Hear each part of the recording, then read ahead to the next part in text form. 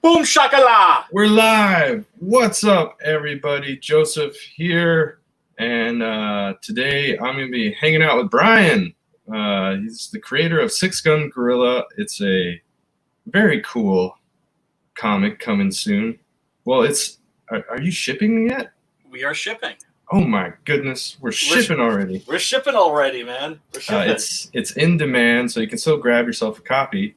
So Brian, I've hung out with you on a few streams. We've crossed paths a few times, but I never had a chance to go one-on-one and just hang out and talk to you because there's been a few questions I wanted to ask you. Didn't really get a chance to ask because there's so much going on all these other streams, and so yeah, now is my chance. I get to just get to know what makes Brian tick. Who is Brian? What is the nucleus of Brian? The nucleus of Brian. Wow, man, that's an ugly can of worms. I want to dig into the creamy center. Oh God, man. You know, a lot of neuroses, some depression, some anxiety, some attention deficit disorder, a lot of medications. I'm a miracle of modern science, that's for sure. Better living through chemistry. So the usual, basically. Yeah, well, yeah, I mean, I'm a hot mess. What can I say? Not as much of a mess as I used to be. Life's Amen. much, you know, I'm way, you know, I actually one of the few people that likes getting older because I feel more comfortable in my own skin the older I get, if that makes any sense. That should be what happens. I think you should get more comfortable as you get older, hopefully. Yeah. If you're not, you're doing something wrong. Yeah, that's what I figure. But also, of course, grew up in the suburbs of New York, about an hour outside of the city, and would go. I had a older brother who turned me on to a lot of cool music: Black Sabbath, David Bowie, Queen. Nice. A lot of a lot of great stuff, also the classics. And also he so I got his hand-me-down records, but I also got his hand-me-down comic books. He was a bit of a comic book reader when he was a kid. And so I inherited his comics and inherited his love for comics. And we had a five and dime store, old school, like a deli with, some dry goods and some cupcakes and, beef jerky and all that crap. And, of course, a spinner rack. And, once a week I would go down there, fistful of change. Back when the comics were like 75 cents, $1? No. I'm going to really date myself here. Okay, check it out. 25 cents. Oh my God. 50 cents. 50 cents for a giant size. For a giant size edition. Now, those are the good old days. Oh my God. So I would walk down, with a fistful of change. Plunk that shit down, walk out with a stack of comics and some beef jerky and, some candy. And there was a cemetery right next door. And so I would go into, I always loved cemeteries. I'm old, sad old goth to the bone, was even as like a little kid, always, because I also grew up with horror movies. And, right. I would take my comics, go to the graveyard and just spend all day there reading comics and eating candy, and those are very, very fond memories of mine. So wholesome, very wholesome memories. Shockingly, right? Shockingly. And what got me into comics in the first place was the fact that I was, first and foremost, always a horror movie fan. And this is in the 70s when Marvel was doing their Mighty Marvel Monsters, right? So you had Tomb of Dracula, which was, being written by Jerry Conway, who is now, of course, of Law and Order fame. He actually created that show. Oh, wow. Yeah. And, he would leave the comics off his resume because they were a resume stain now. Not so much anymore. And what happened was, oh God, what else was there? It was Tuber Dracula, Morbius the Living Vampire, Man Thing, Werewolf by Night, Monster of Frankenstein, Ghost Rider, Son of Satan. There was like a whole bunch. And, so that's what drew me to comic books in the first place was the horror comic Swamp Thing, right? Oh, yeah, I was going to say Swamp Thing. Man Thing. oh my God. And, these incredible artists. And, even when the storytelling wasn't great, a lot of those old horror comics don't really hold up.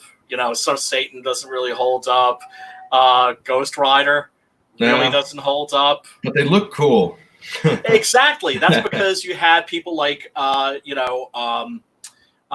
Mike Plug, who is easily my favorite artist of all time. I wouldn't say the best artist. I would say my favorite artist. Those are two separate things. Anything that he did always had a tremendous amount of heart to it, I found. This is the other reason I want to talk to you, because you're like you got this huge repository of knowledge that I can mine. Yeah. Happy to be of assistance. I do kind of have an encyclopedic knowledge of horror films, comic books to a degree, but maybe less so, not as much as like some other people. And I always believe, when people are dicks about that sort of a thing, when they like lord it over other people, like, you didn't know that. It makes me angry because it's like, well, that doesn't belong to you, right? Yeah, nobody likes a show off. Well, that, and also it's just like, no, if like for instance, my friend Simon Poitier, who's the creator of Blood Hunt. Yeah, good old Sim. Yeah. He knows way more about French comic books than I do, right? He knows way more about manga than I do. So that gives me a chance also to like sit at other people's feet and just absorb. And that's, how it should work is we should all be exchanging information. And, if I know somebody that's a fan of horror comics and they haven't read this, they haven't seen that, I'm not like, what? You call yourself a fan and you haven't, it's like, oh no, you're in for a treat. You got to check that out. That's right. Yeah. So spread the love. Absolutely. Because that shit doesn't belong to you, and we all have so much to learn from each other. That's right. So speaking of spreading the love, let's take a look at your awesome comic. Thanks, Six Gun Gorilla. Thanks, brother. I love this concept. I was immediately like, it spoke to me. A gorilla picking up revolvers. I mean, I can't imagine why. Yeah, maybe it has something to do with. I'm doing something similar, but we're kind of mining the similar gold, I guess. We're kind of had. There should be a crossover. We need to do a crossover eventually. Oh God, that would be fantastic. That would be total. I'd be totally down for that because tone-wise, our comics couldn't be more different. Slaughter Squad is an awesome, absolutely chaotic, bonkers satire. Yeah. Whereas with Six Gun Gorilla, I actually tried to play this straight. It definitely has a more serious tone to it. But yeah, which, when I started writing it, I thought to myself, you know what? I want to play this straight because it'll be more fun. And the trick is to make it, to play it straight, but at the same time, not to make it ponderous. To make sure that it still has a sense of fun and adventure. But also maybe, take people emotionally someplace they didn't expect to go. And that kind of adds another element to it where you have this completely ridiculous situation, but everyone's taking it seriously. That there's a little bit of comedy in there. Oh, yeah. Well, yeah. Being a horror fan, also growing up watching like the Hammer horror films, one of the reasons I always loved those is because those were always played very straight by the cast. Right? You had Christopher Lee, Peter Cushing, all these other actors that brought a tremendous amount of gravitas to their roles. And very often, the scripts would be absurd. Yeah. But they would play it straight down the line, and that made it so much more fun. Then, because we're living in an age, we're living in an age now where everything is kind of winking at you, and everything is deconstructed to death. And I wanted to make something that was pure in a way. Yeah, I feel like, did we talk about this last time? How everything's just ironic and nothing is sincere anymore. I feel like we had this conversation, but I totally agree with you. Yeah, like, can we just have a bit of sincerity again?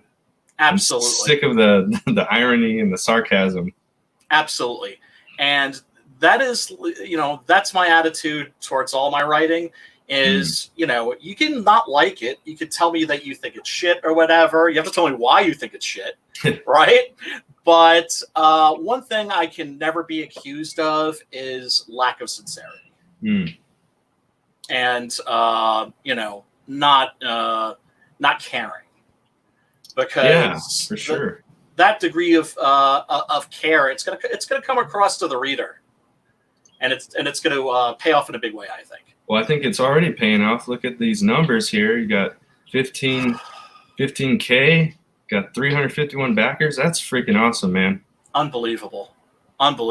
Yeah. I am so grateful. I'm so grateful to the backers. I'm so grateful to the Comicsgate community.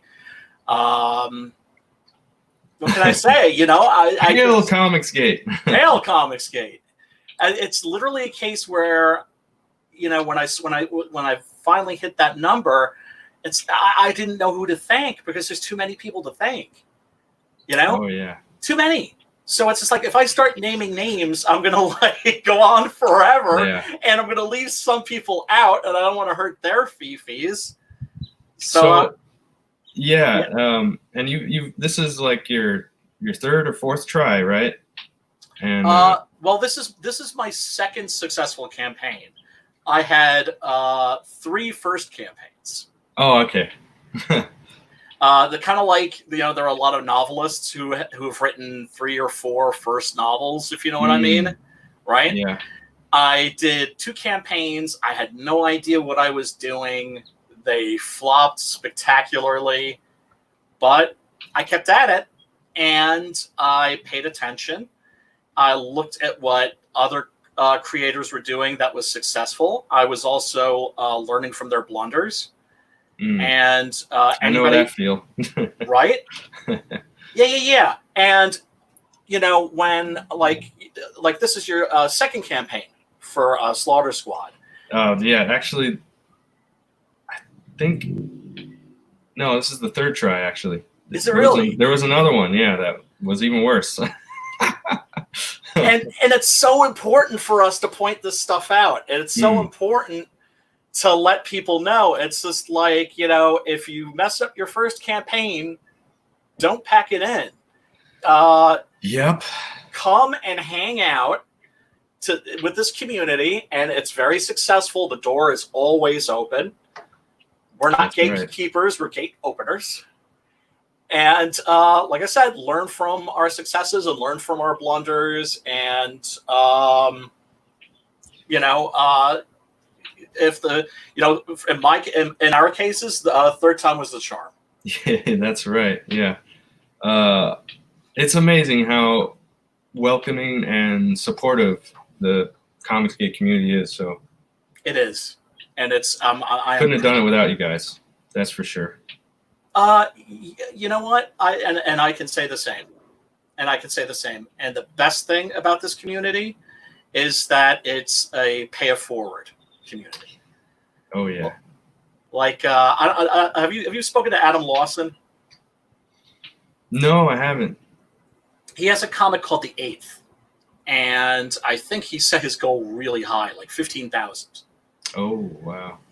And I was on a show with him. I was on Billy Tucci's show with him, and his book looked amazing, and the trailer was amazing. Like it left me feeling like my guts had been twisted up into a knot.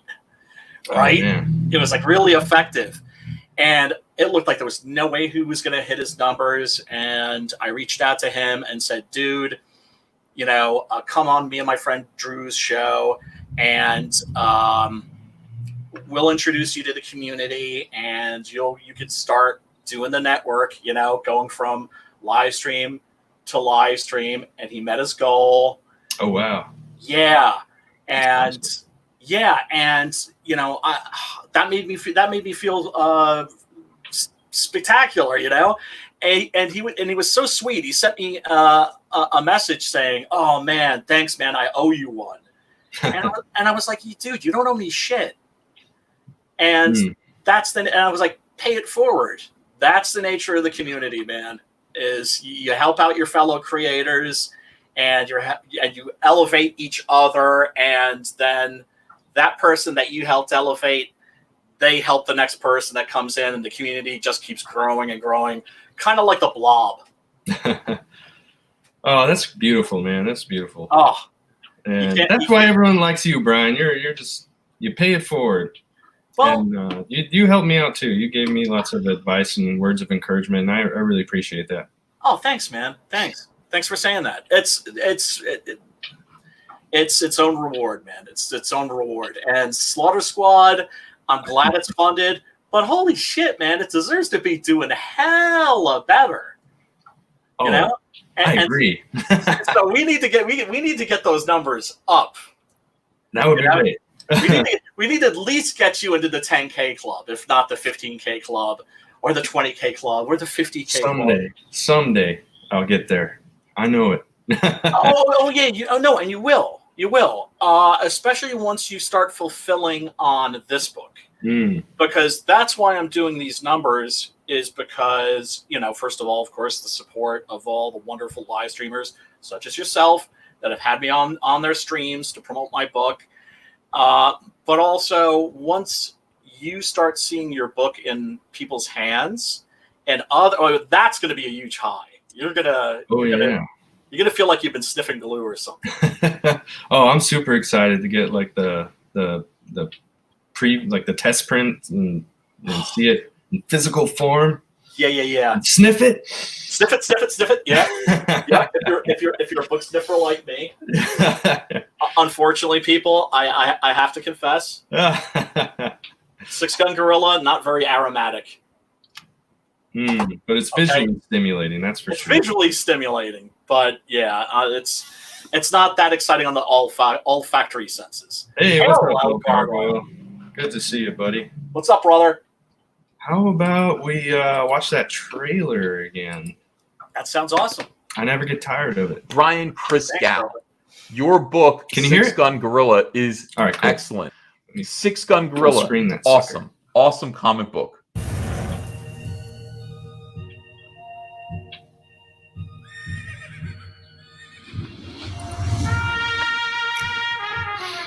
We've all heard the stories.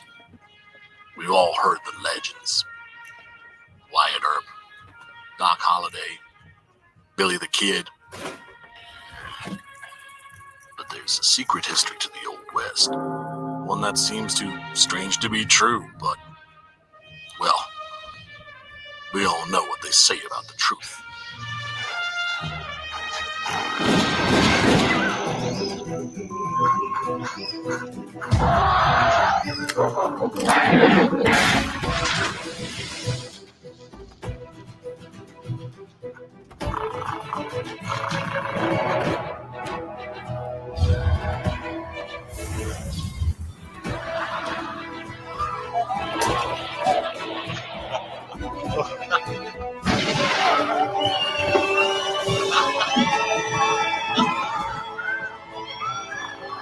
Very big ape, very big guns, blowing very big holes,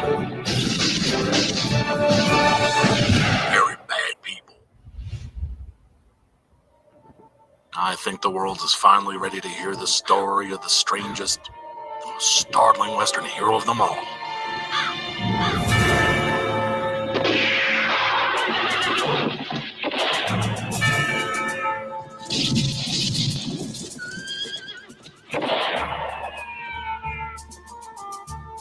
Six Gun Gorilla.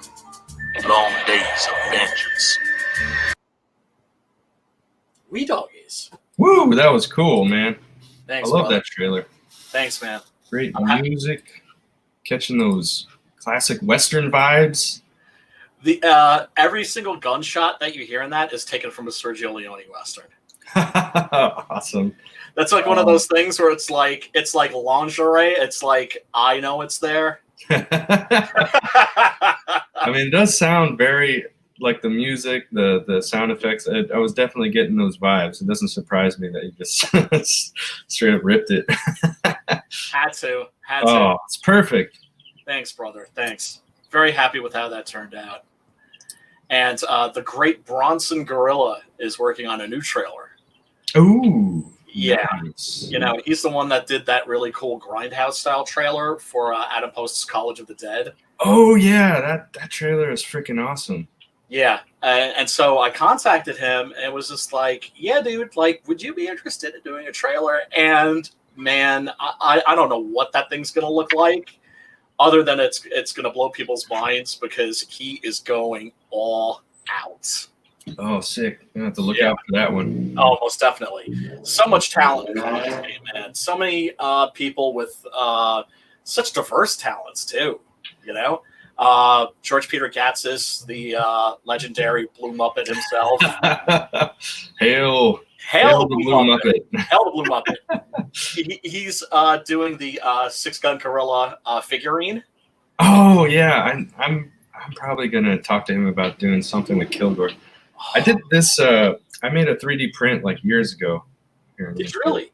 Yeah. So I modeled this myself, and then I used this crappy 3D printer. It's not a great print, but gives you an idea of what it looks like in 3D. Oh, so that was like one of the. Oh, that's so bitchin'. Nice.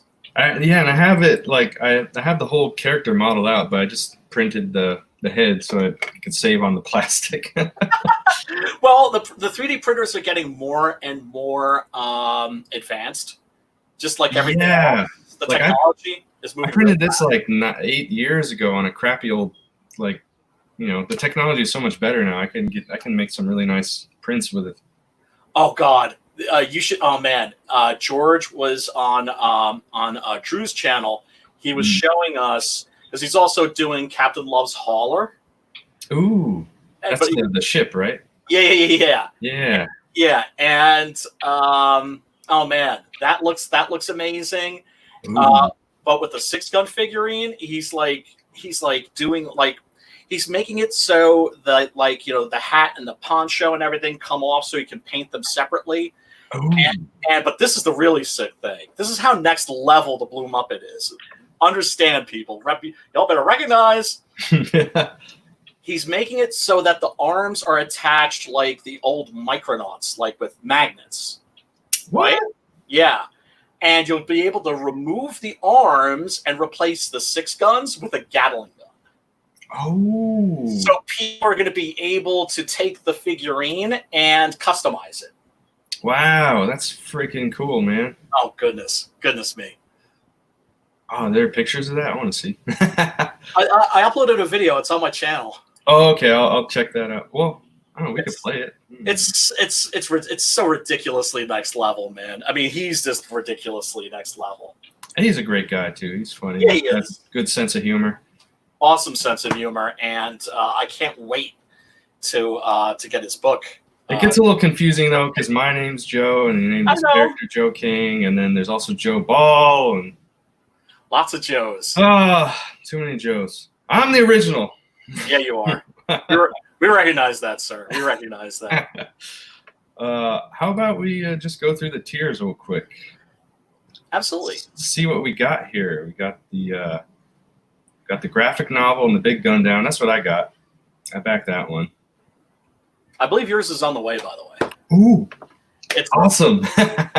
it's definitely wrapped up, and of course, you'll be getting one of these with it. Ooh, a die-cut sticker. Wow, cool. Yeah, designed by the great Mark Marianelli, aka at 6 a.m. Comics. Oh, awesome. Speaking of next level,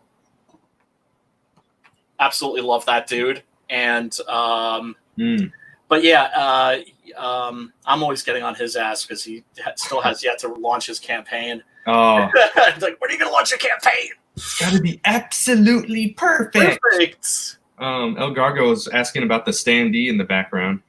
Oh, yeah. That's exactly what that is, brother. That's freaking cool. That's from the 2015. Look at that thing. Is it life size? Holy crap.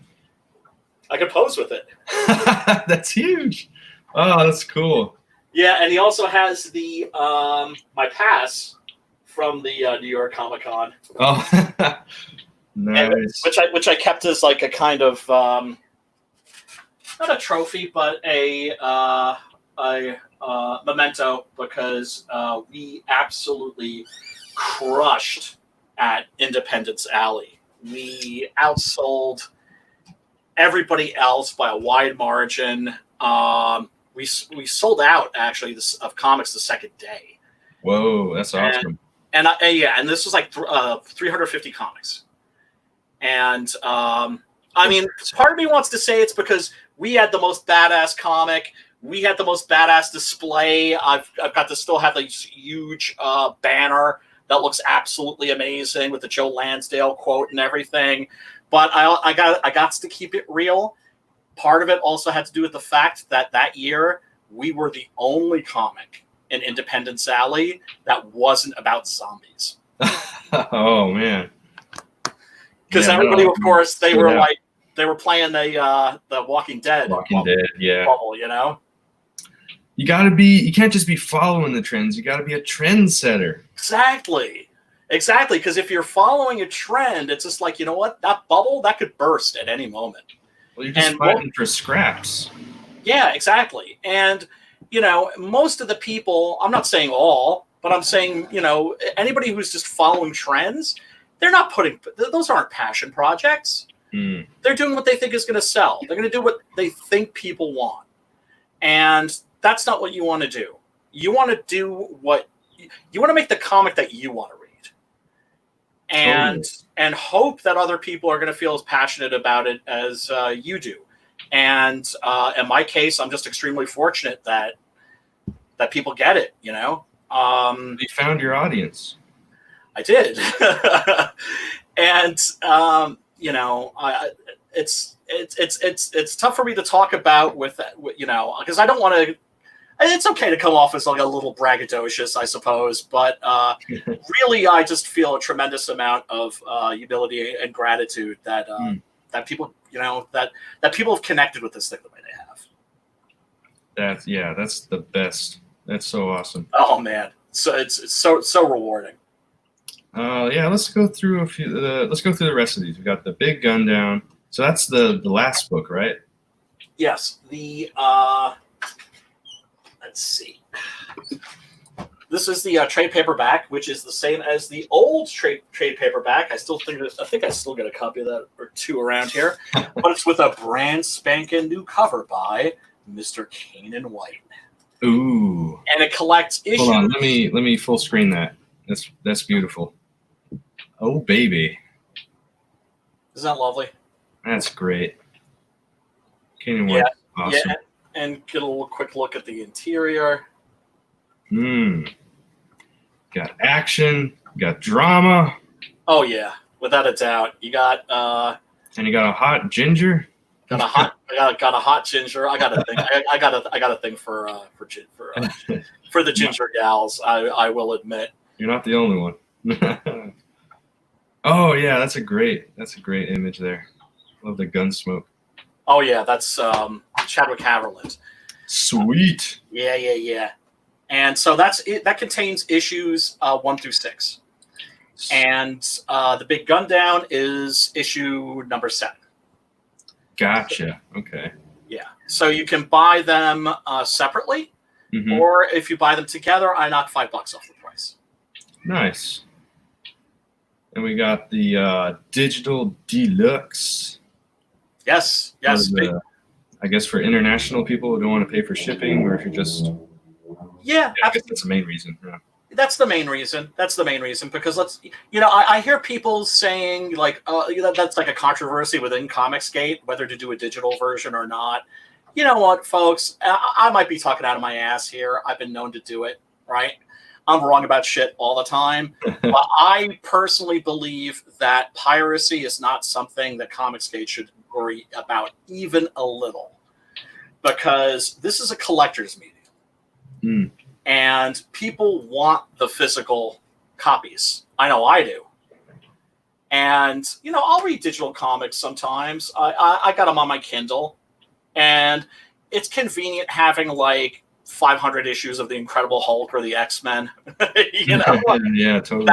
That accessible, it's, especially if you're going like, on a train ride or a plane trip or something like that. And, you want to be able to carry that much with you without lugging around like, a giant box of comics. Oh, yeah.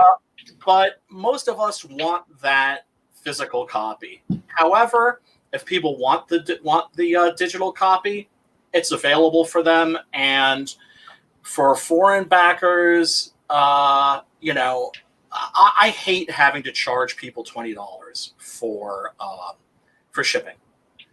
But yeah, but it's freaking expensive to do international shipping. There's no way around it, really.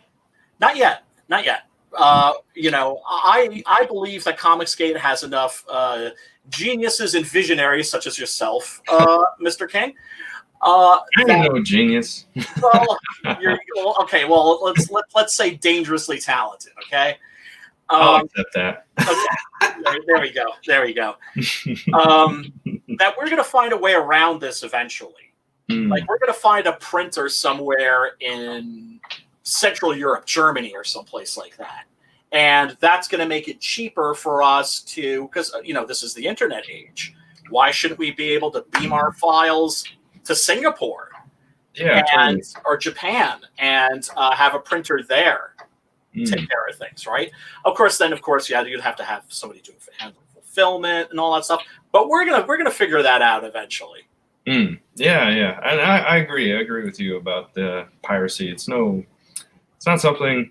I would take it as a compliment. If I get like millions of people pirating stuff, that must mean I'm onto something. That's how I always saw it.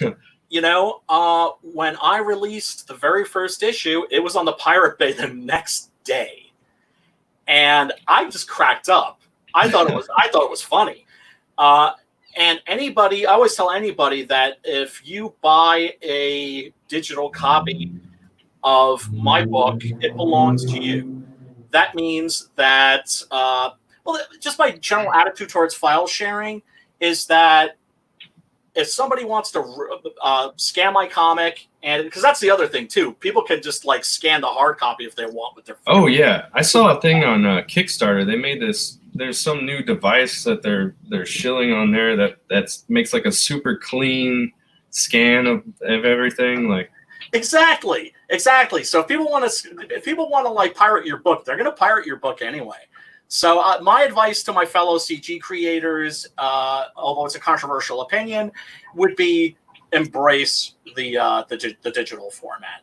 It's just very, very convenient for foreign backers, even though most foreign backers are still going to want a hard copy.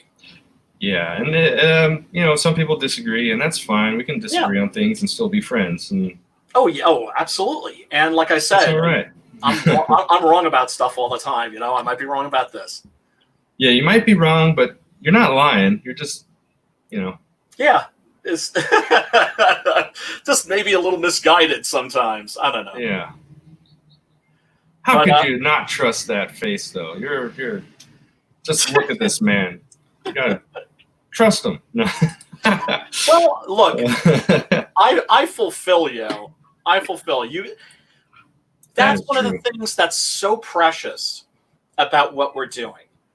And what's so precious about the crowdfunding model is that think of how strange this is. We're asking strangers to give us their money.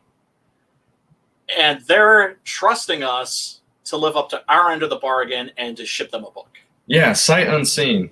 Like they don't know if we can deliver. And I mean, until you've delivered. Like, there's a few guys who've delivered, and then, okay, you can kind of trust this guy. But for all the new guys who are up and coming like me, like, we haven't shipped any books yet, I totally understand the apprehension. Yeah, and that's why when guys like you're on your first campaign and, you're successful, thank God, but you're not, like, crushing it, my advice always, wait.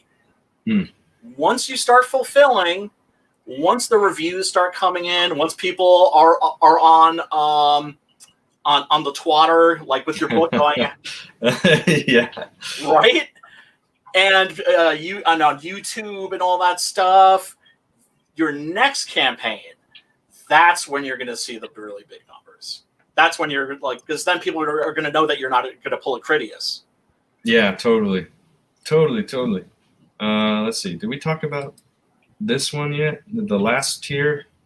Oh yeah, that's just a graphic novel. So if you are a fool and you do not wish to make the full commitment and spend the extra $10 to have the complete saga up till now right at your fingertips, you can just get the graphic novel by itself. And I figured if I was going to reprint the graphic novel, like I said, it's issues 1 through 6. I figured I'd do a variant cover. And so the variant cover is by the great Kanan White, cool. Which is actually an illustration. This one? Yeah. Right? Yeah, this is great. Oh, my goodness. And colors are by Derek Dow, who is an incredible painter. Not a comic book guy originally. Does Western paintings. And, oh, hey, Mandy. Look, it's Mandy. What's up? Hail the queen of comics. Look at these two amazing dudes. Oh, stop. Oh, stop. Can't stay. Getting ready to stream after a while, but I totes smanged that like button. No rat. Thanks, Mandy. You rock, Mandy. And I just got Wart the Wizard today. Oh, I'm jealous. I'm still waiting for my copy. Oh, dude, it comes with all this cool stuff. Like, got my print that I made in there. Yeah, hail Mandy. Hail Mandy. You can't get more authentic Comicsgate than Mandy. She's been, such a asset to this community. She's always been very kind to me. She's always let me come on and shill my stuff all the time. So much appreciated. Yeah, and there are other folks too. Like my graded 0.5 peeps. Have they had you on? Oh yeah, I've been on there. They're great. Fantastic. Yeah, shout outs to them and Wanger and Sim and Wanger. Oh man. Oh God, so many people. It's like I almost don't want to start naming names. Yeah, we'll be here all day. Yeah. And to me, what's the most exciting, and I sound like a broken record because I say this on almost every stream. It's so great seeing people who are just streamers, right? And they're just consumers, and they're using their channel to help promote indie creators, and then they decide to throw their hat in the ring. And, that's the true spirit of Comicsgate to me, is making this accessible. If you have a good book, you have a good project, you have a quality product, it's a meritocracy. Ah, yes. It's a beautiful thing. Beautiful thing. It is. And I'm so proud to be part of it. Me too. Hey, I wanted to ask you something. So sure. I Googled, when I Googled Six Gun Gorilla, I saw a couple books pop up on Amazon. What is that about? Yeah. Well, there's my book is on there. My trade paperback is on there, but you also probably saw that other Six Gun Gorilla comic. Yeah. What is that? Yeah, that's an ugly story. I seem to remember you mentioning something about how some bad dealings with a former collaborator or something like that. No, that's something that happened recently. A former collaborator was like, "I'm going to cancel you." Oh, what the? And that's because I enraged him when I was like, "Hey, dude, come to Comicsgate, man. I put in all this time, there's all this goodwill. There's all I know all the right people. Come on, we'll get you doing the circuit. You'll be able to sell some comic books. But he's woke as fuck. Oh no! Oh no! Woke. I'm talking about like he's knocking back like he's mainlining caffeine and smoking crystal meth at the same time. He's woke. Whoa. Okay. And and so did he dye his hair? Does he have purple rainbow colored hair or something? No.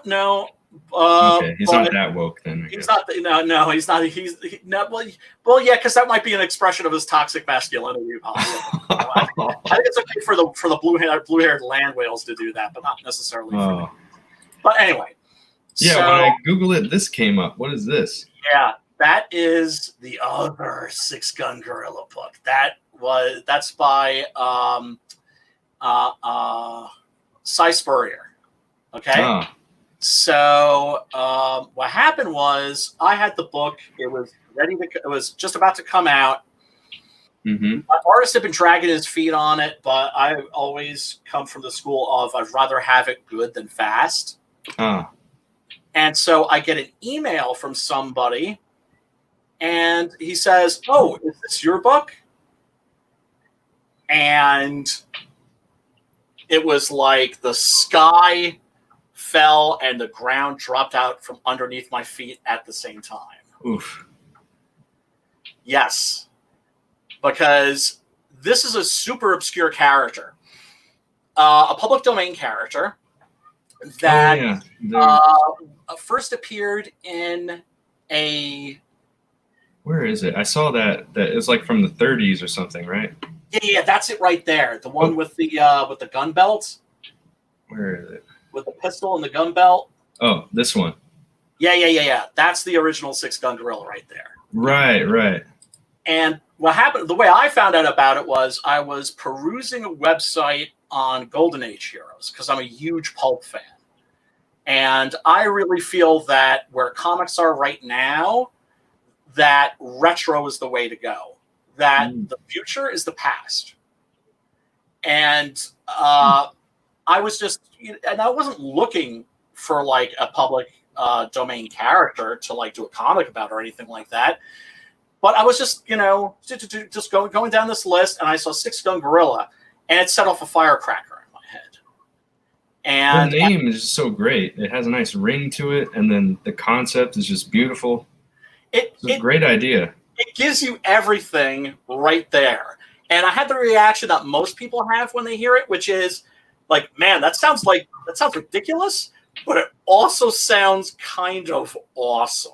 Yeah. And so I was like, I gotta read this. And so I went to look for the original story, only to find that it had never been reprinted. It appeared once.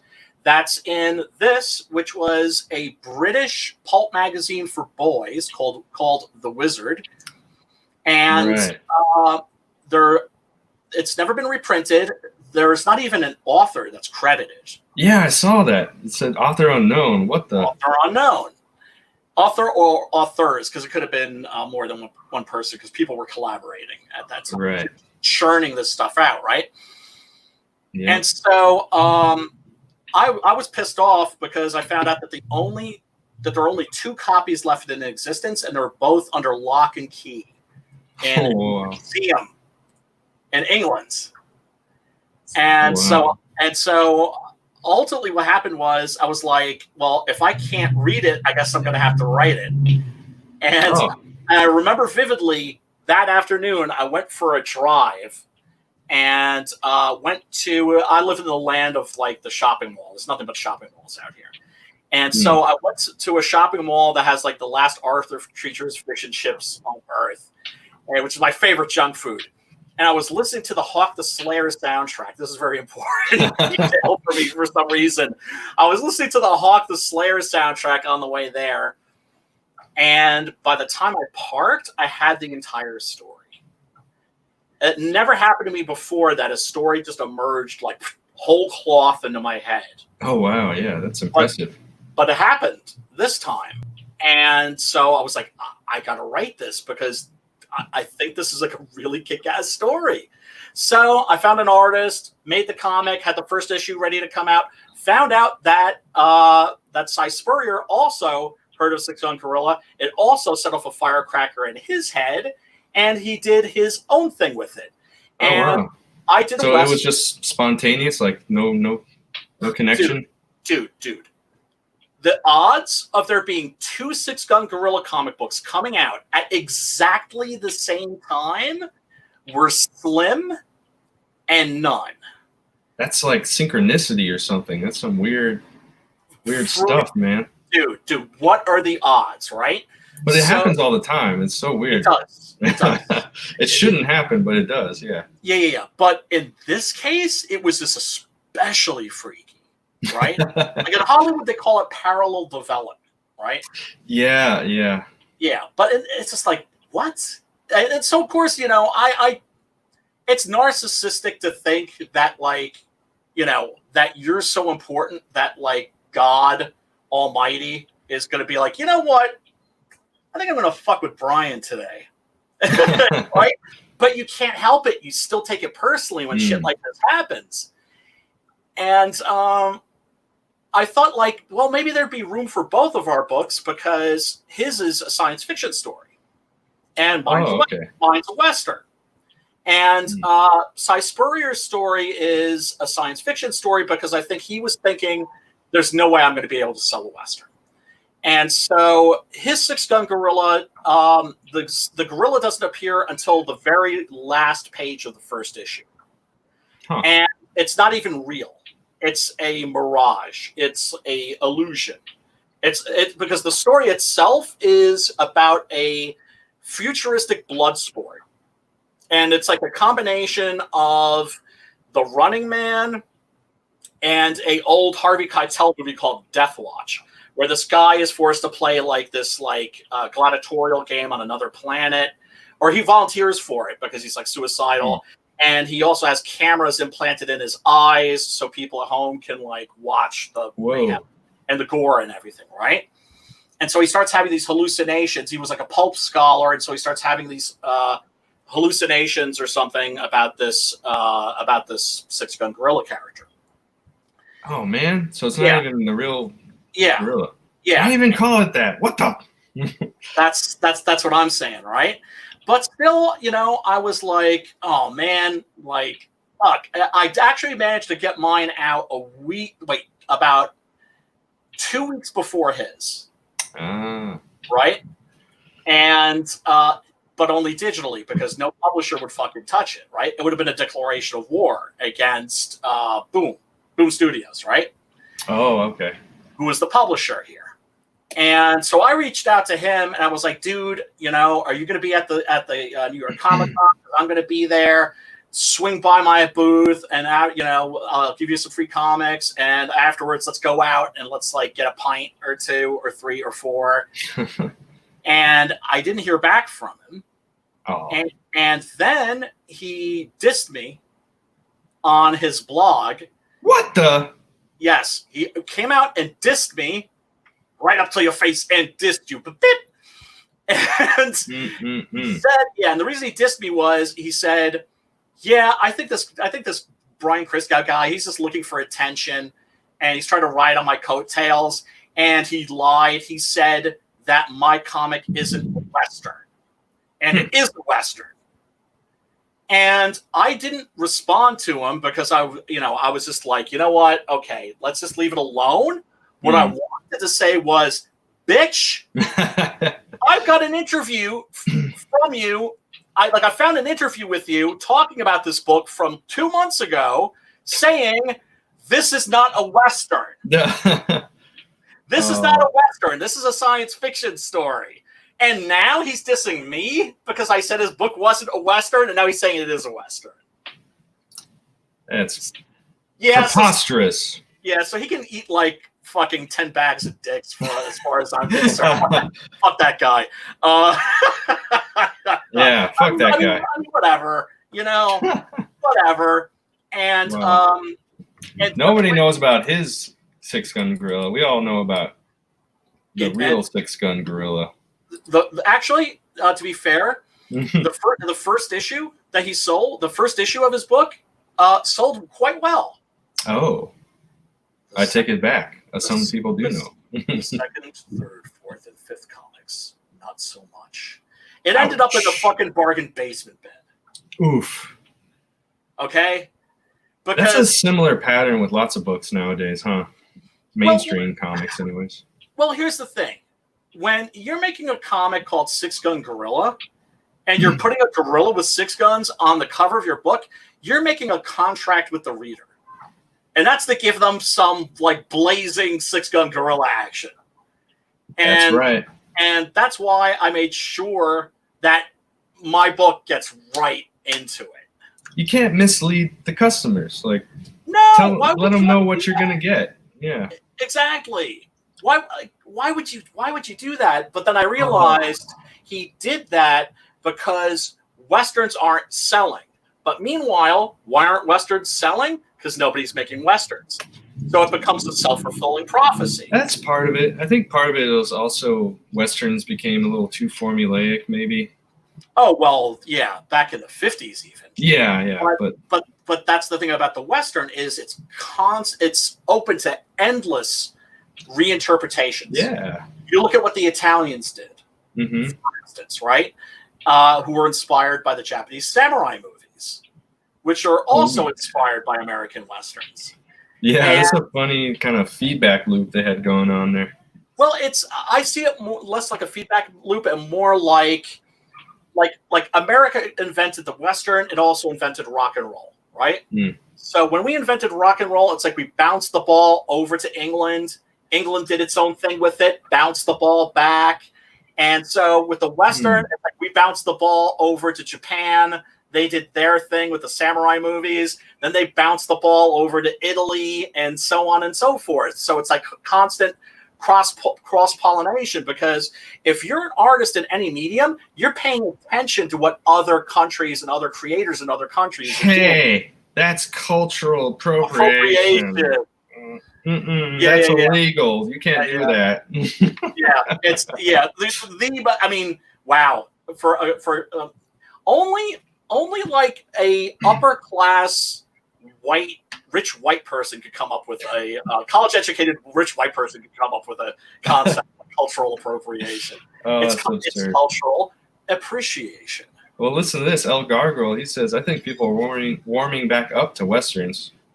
I think he could be onto something.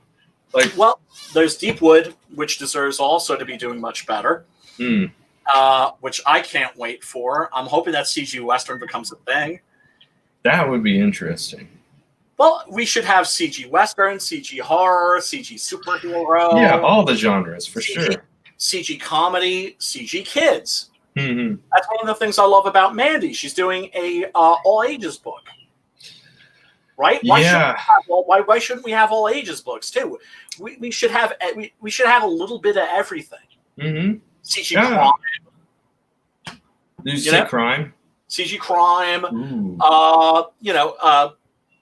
My goodness. I mean, there have been so many great crime comics.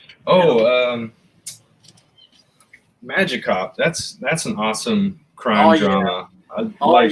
I want to talk to him about this one too, because I'm curious what kind of research he did, because it feels very well researched, the book, and most definitely. And Phil is just a great guy, man. I just love that dude to bits, and he's got the Lost Pages coming out, which I'm really excited for. Oh yeah, everybody's loving the Lost Pages. That's doing great. Rightfully so. It looks absolutely stunning. And man, he got the Biz to do a cover for him, Simon Bisley. Oh yeah, I'm jealous. I want to hire that guy someday. Oh God! I think he said he doubled his numbers from the first campaign in a week. He's been doing very well. And congrats to him. Yeah, deservedly so. Deservedly so. Hail Phil. Hail Phil. He's that book is doing fantastic. There's no reason why there shouldn't be all these different genres. At the same time, if somebody isn't into Westerns, I'm sorry, this is a Western with a gorilla. Yeah. You know what I'm saying? It's like this ain't your granddaddy's Western. This is something else. This is this is I tried to write because I have a whole Cis Gun Gorilla extended universe that yes. So I'm trying to tell what I call the secret history of the Old West, right? And so I've got Six Gun Gorilla, but I've also got a bunch of other Weird West characters that I intend to introduce. Do you have a 6-gun giraffe or a 6-gun elephant? No, but I've got characters like Sam Hain, who is a mysterious gambler and gunslinger and bounty hunter. Except, his name is supposed to be Samhain, but it's spelled Sam Hain, so everybody always pronounces it that way, and he always has to correct them, which kind of messes with his dark and spooky image. Oh, and it's like a running gag. Yeah. And then there's the Dandy, who's a very sort of effete fellow from England who is, as his name would indicate, a dandy, very well dressed. Think Oscar Wilde if he was a pistolero. A guy who got bullied when he was at boarding school, and his uncle came back from his visit to America, to the New World, and brought him back a present, which was a cult peacemaker.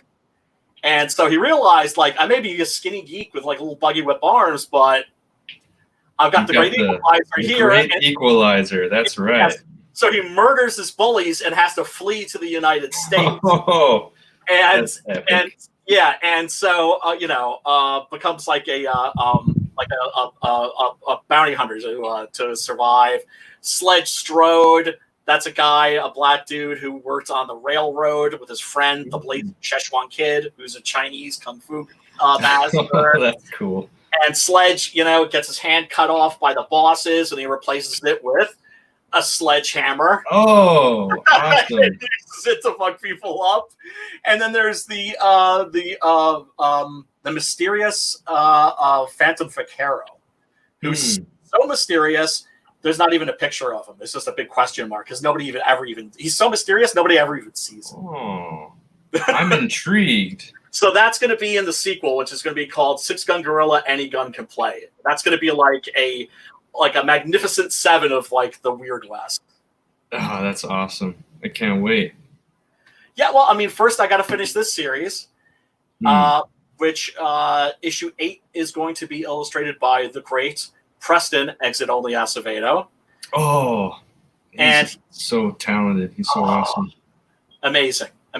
And such a cool guy too. Ridiculously talented, but really, really humble. And he's doing a canvas cover, a painted canvas cover. That's gonna oh god, that's gonna blow everybody away. So you're gonna sell the original, right? That's the plan. That's the plan. That's gonna be one of the tiers. You're secretly gonna be hoping nobody buys it so you can keep it. Well, you know what? Probably at the same time, I have to keep making money so I can keep making the next book. Yeah, I know how it is. That's what it's all about. Is I'll make that sacrifice if I have to. Worth it. Yeah, I think so. Man. So, Oh, I know what I want to ask you.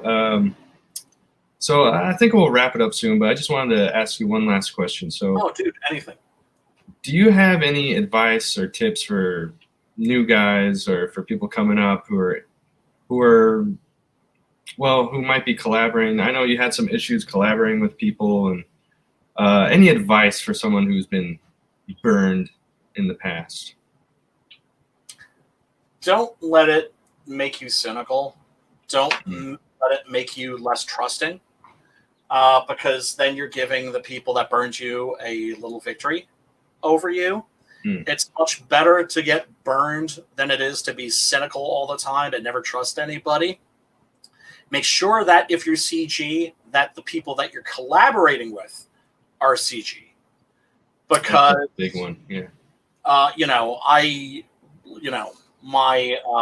creative team burned me when I went CG, and that's to their detriment. It sucks because I really wish I could be sharing the success with them. And, I always saw it as like the three of us, my friends Wes and Adrian, that we were a Team Six Gun. But there's a lot of fear.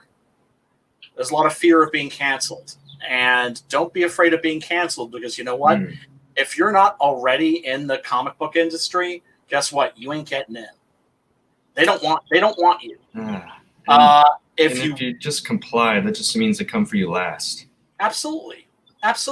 And why is the mainstream industry dying? It's because they're getting all of their writers from Twitter, and they're getting all their artists from Tumblr. That's why all their comics have that shitty Tumblr style art. You know what I'm talking about. Oh yeah. Be careful. At the same time, be fearless. But make sure that the people that you're collaborating with know that you're Comicsgate. Because also it's very difficult when, I was promoting the book and I was hoping that they were going to be doing their thing too, and I was completely alone. So make sure that you're working with people that are Comicsgate. And my God, there's so much talent here. Reach out to people, and if you're thinking of launching your first campaign, look at our campaigns carefully. Especially the ones that failed. Those are the ones that you're going to learn from, right? So check out Joe's 2 or 3 first campaigns. Check out my 2 or 3 first campaigns, and reach out. You don't necessarily have to be really deep in the community. We'll introduce you to everybody. We'll get you running the circuit of all the different live streams. If your book looks hot, it's going to sell. And also make sure that that you set your goal at a reasonable point. Right now, agree. Start small. Work your way up. Start small. The sweet spot right now is 3,000. Right. If you're just jumping in, that's a good place to start. Yeah, but that could also change. Because this is Comicsgate is a living organism, and so it's constantly mutating. And we just had another big schism number 2, and that's hurt a lot of people.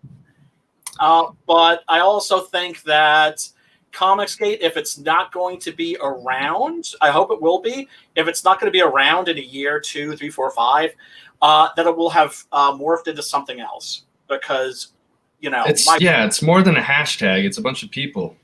So whatever happens to the hashtag, these people are still going to be around creating stuff. Absolutely. And, hopefully we'll still be friends. Most definitely.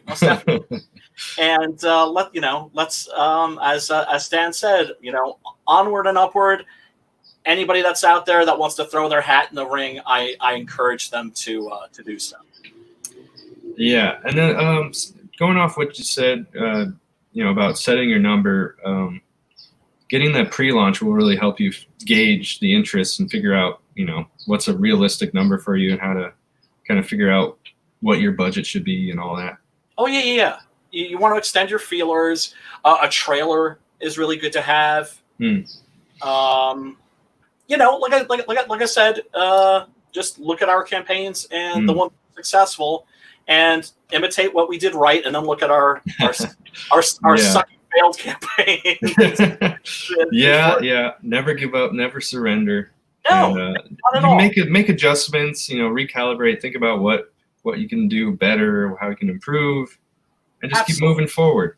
Absolutely. And that when your first or your second campaign fails, it's a kick in the gut. But but what did you do? Just had to pick myself up again. You just recalibrated. Yeah. like we were telling you, like all you have to do is set your goal more modestly, and sure enough, Slaughter Squad is a success. We're on our way. We're moving on up. Speaking of which, dude, before we split, you got a shill for that. Oh yeah, I'll bring it up here. Oh! In the words of George Takei, oh my. Oh my. Oh man, unfortunately Takei turned out to be a weirdo. He used to be pretty funny on Twitter. Now he's gone crazy. Yeah, well, he's got Trump derangement syndrome. Yeah. That poor old man. Yeah, I mean it's common. It's common nowadays. Oh my God. A lot of my friends have it, so what to do? Just gotta, I mean, you can't really help them. You just gotta let them suffer. Exactly. Yeah. Yeah, and I'm not a fan of the guy myself, but I haven't allowed my dislike of him to affect my critical thinking. Yeah, I used to really not like him, but then like now I'm somewhere, like I think he's funny and I agree with some of his policies, but he's not perfect. He's not the God Emperor to me. He's a politician who's kind of funny. And well, it's just like people were just like, he's Hitler. I'm like, no, he's more like an orange Silvio Berlusconi. Yeah. Well, people don't know who Silvio Berlusconi is, so they don't have that context. Yeah, a lot of the people on the other side, they don't seem to know anything about history. They just want to destroy everything. Oh God! Unfortunately. Yeah. All the art vandalism that's happening now. They're tearing down abolitionists. Like these guys were anti-slavery. What are you doing? But they were white. You know what? If you call yourself anti-fascist, you might not want to act like a fascist and do fascisty things. Well, it's funny. You look at. Yeah, I've got some fireworks going off. Boom! It never ends. Never ends. But it's appropriate for the trailer. Yeah, true. Yeah, let me. Well, I'll play this out with this. But yeah, thanks to everybody who's backed so far. We've got 77 backers. Woo-hoo! Freaking awesome. We're trying to get to the 4K stretch goal. We're gonna add some stickers. We got the perfect bound stretch goal at 3K. And we're gonna add some stickers, and then the next one is bookmarks, and yeah, we got a bunch of cool stuff planned. And then yeah, I need to talk to the Blue Muppet Man about doing a figurine and put that as one of the stretch goals. Oh, that would be so awesome. Oh, and folks, quick message: click that retweet button. It hurts. It doesn't cost you anything to just retweet. So, share Slaughter Squad on your on the Twitter, share it on your Facebook. Let's get this thing out there because it needs more eyes on it, and it deserves to be doing way better than Yeah, if you ran out of your Trump bucks already, you spent it all on, I don't know, what do you spend your Trump bucks on? Popeyes or something? You had to get those chicken sandwiches. Fine, but if you could just spread the word, that's also helpful. I appreciate it. Absolutely. Damn, I want Popeyes now.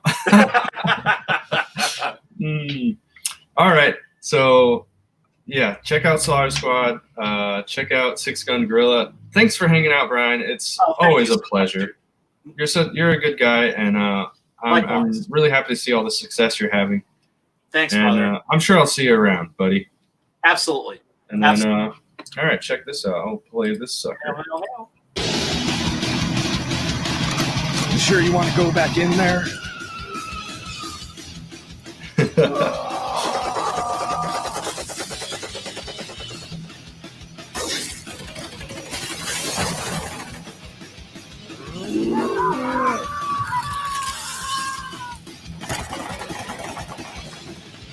You're dead meat.